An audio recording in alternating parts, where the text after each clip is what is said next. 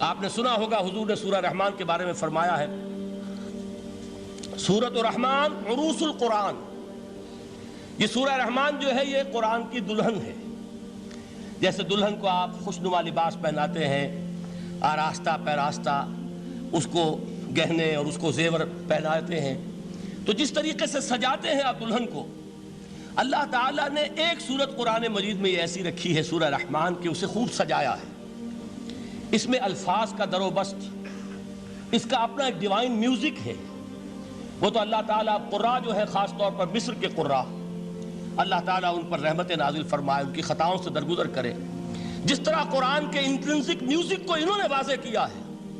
واقعہ یہ ہے کہ اگر یہ لوگ نہ ہوتے، شیخ عبد الباسط محمد عبد الصمد، شیخ محمود خلیل الحصری، یہ لوگ کہ جنہوں نے قرآن کے اس غنا میوزک، یہ لفظ جو ہے آپ حیران نہ ہو کہ میں یہ کوئی شاید توہین کر رہا ہوں قرآن کی، حضور نے یہ لفظ استعمال کیا ہے، تغنو، اس قرآن کو اچھی سے اچھی خوشلحانی کے ساتھ پڑھو۔ من لم یتغن بالقرآن فلیس منا، جو قرآن کو بہتر سے بہتر انداز میں، اچھی سے اچھی آواز میں، خوشلحانی کے ساتھ پڑھنے کی کوشش نہیں کرتا، وہ ہم میں سے نہیں ہے۔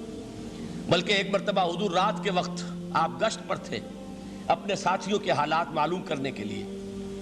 حضرت ابو موسیٰ اشعری رضی اللہ تعالیٰ عنہ ایک صحابی ہیں، ان کے گھر کے پاس سے گزر ہوا، وہ رات کو تہجد پڑھ رہے تھے، کھڑے ہوئے کیف کے عالم میں قرآن تلاوت کر رہے ہیں۔ حضور کو بہت پسند آئی ان کی قرات، کافی دیر تک وہاں کھڑے سنتے رہے۔ اب انہیں کیا پتا کون سن رہا ہے۔ بالکل اسی طرح سمجھ لیجئے ایک بات یاد آئی ہے، حضور فرماتے ہیں کہ جس طرح کان لگا کر اللہ قرآن کو سنتا ہے، کسی چیز کو نہیں سنتا۔ ہمیں نظر نہیں آتا نا، ہمیں معلوم نہیں، ہم قرآن پڑھ رہے ہیں تو سننے والا کون ہے؟ سب سے زیادہ کان لگا کر خود اللہ۔ یہاں اس لیے مجھے یاد آیا کہ ابو موسیٰ اشعری کو کیا پتا تھا کہ کون سن رہا ہے۔ وہ اپنی کیفیت میں نماز میں تہجد میں قرآن کی تلاوت کر رہے تھے، اور ظاہر بات ہے ان کے گھر ایکڑوں میں بنے ہوئے نہیں تھے، ایک ایک کمرہ، ایک ایک کوئی حجرہ، ایسے ہی تو گھر تھے نا صحابہ کے۔ لہذا حضور پاس سے گزرے، آواز آئی، کافی دیر سنتے رہے۔ اس کے بعد آپ تشریف لے گئے، صبح فجر میں ملاقات ہوئی تو حضور نے تحسین کے انداز میں فرمایا، یا ابا موسیٰ انک قد اوتیت مزمارا من مزامیر آل داؤد، اے ابو موسیٰ تمہیں تو آل داؤد کے سازوں میں سے ایک ساز اللہ نے عطا فرما دیا ہے۔ جس طرح حضرت داؤد، لہن داؤدی مشہور ہے کہ جب وہ پچھلے پہر رات کو حمد کے ترانے الاپتے تھے، قرآن میں ہے کہ پرندے شامل ہو جاتے تھے ساتھ، اور پہاڑ وجد میں آتے تھے، پہاڑ بھی ان کے ساتھ شریک ہوتے تھے۔ تو جس طرح کا اللہ نے ان کو لہن عطا فرمایا تھا، حضور نے تحسین کے انداز میں فرمایا ہے ابو موسیٰ اشعری، اللہ نے تمہیں بھی آل داؤد کے سازوں میں سے ایک ساز عطا فرمایا۔ بہرحال قرآن مجید کا جو یہ میوزک ہے، قرآن کے الفاظ کا جو حسن ہے، جہاں تک حسن معنوی ہے وہ تو ہر لفظ میں ہے، لیکن یہ حسن ظاہری، حسن صوتی، حسن لفظی، یہ اپنے کلائمیکس پر آپ کو نظر آئے گا سورہ رحمان میں۔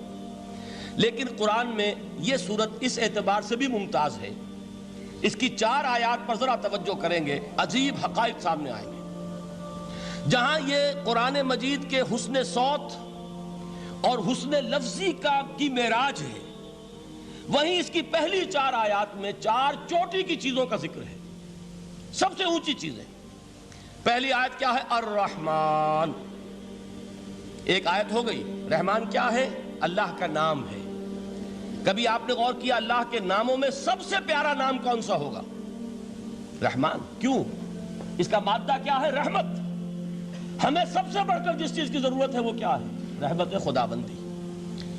نام اچھی طرح سن لیجئے اس حضور کے قول کو۔ حضور فرماتے کوئی شخص جنت میں مجرد اپنے عمل کی بنیاد پر داخل نہیں ہو سکے گا جب تک کہ رحمت خداوندی دستگیری نہ کرے۔ کسی صحابی نے بڑی ہمت اور جرأت کا ثبوت دیا کہ پوچھ لیا، کیا حضور آپ بھی؟ جب آپ نے فرمایا کوئی شخص داخل نہیں ہو سکتا جنت میں محض اپنے عمل کی بنیاد پر جب تک کہ رحمت خداوندی جو ہے وہ دستگیری نہ فرمائے۔ پوچھا گیا کیا آپ بھی؟ آپ نے فرمایا ہاں میں بھی۔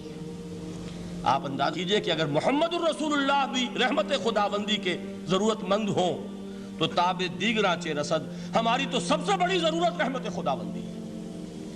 اب یہ رحمت جو ہے قرآن مجید میں اللہ تعالیٰ کی یہ شان 2 الفاظ کے ذریعے سے آتی ہے، رحیم اور رحمان، اور کوئی مادہ نہیں ہے جس سے 2 نام بنتے ہوں اللہ کے۔